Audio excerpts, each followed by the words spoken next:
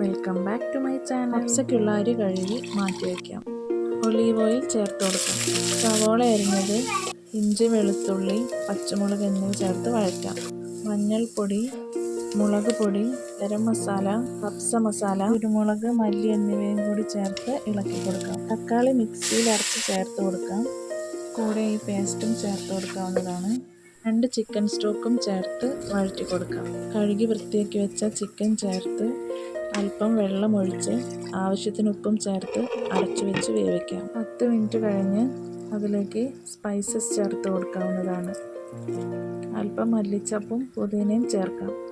അരി വേവാൻ ആവശ്യമായ വെള്ളം ചേർത്ത് അതിലോട്ട് കഴുകി മാറ്റി വെച്ച അരി ചേർത്ത് മൂടി വയ്ക്കാം.